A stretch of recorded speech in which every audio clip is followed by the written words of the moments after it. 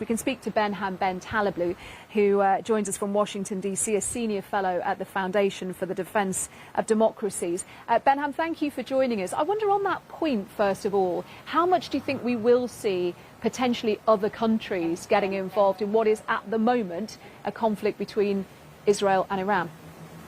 Well, it's a pleasure to be with you. At the moment, it is a live shooting war. Make no mistake. It's not an operation. It's not a strike. It's not even just a campaign. It's an actual open war between Israel and Iran. There's the low probability that some of the GCC countries, the Arab states of the Persian Gulf, if the war widens, may get more politically involved to foster U.S. de-escalation. You already mentioned the offer by the Russian president to try to checkmate all three sides and, grow Russia's political leverage in the region by moderating or mediating a ceasefire. But the side I would like to see be more engaged is the Europeans, who also, like President Trump, are committed to a nuclear deal. They perhaps would be in a good position to build off of the leverage created by an Israeli strike and push for de-escalation and perhaps actually help President Trump achieve his aim of full nuclear dismantlement in Iran.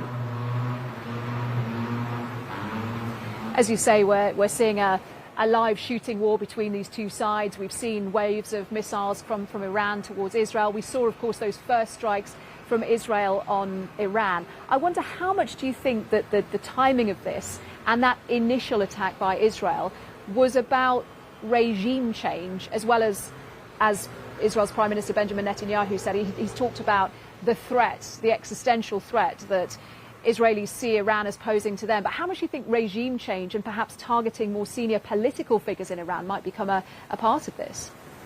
Well, certainly there is the chance that if the war continues, meaning the Islamic Republic continues to fire real weapons of war. The ballistic missiles the Islamic Republic is firing are capable of carrying anywhere from 750 kilograms of explosive material to 2 tons, 2,000 kilograms of explosive material, and they're being fired on dense civilian population centers. So the more the war continues, the more actually I think the Israelis have that option available to them. Make no mistake, this did start with the intention of being a counter-proliferation operation. The Israelis wanted to stop the Iranians from getting the nuke, but they also wanted to take out senior military leadership. But the chance that the war could escalate vertically to go after perhaps potential senior political decision makers. You had a Wall Street Journal source the other day mentioned there's the chance the Israelis may go after the supreme leader of Iran. I certainly think if Iran keeps responding like this, everything is indeed on the table for the Israelis.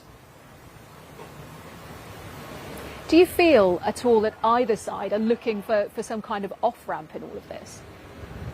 I actually think the Islamic Republic is looking for an off-ramp because it knows, not looking through its strikes, but looking through its threats for an off-ramp. And I'll tell you what I mean.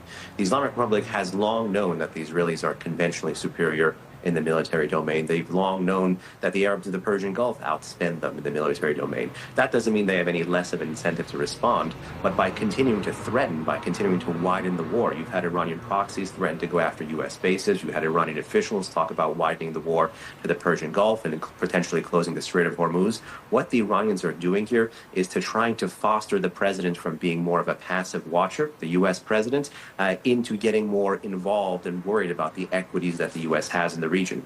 As much as the Israelis escalate to de-escalate by broadening the series of targets to force Tehran to know that it has more to lose the longer the conflict goes on, the Iranian MO here is to threaten a wider host of interests so that those interests actually come in and foster a political resolution that does what the regime has always wanted to do, which is first and foremost to survive. Behnam Ben Taleblu, thank you so much for joining us. Really appreciate your insight on this.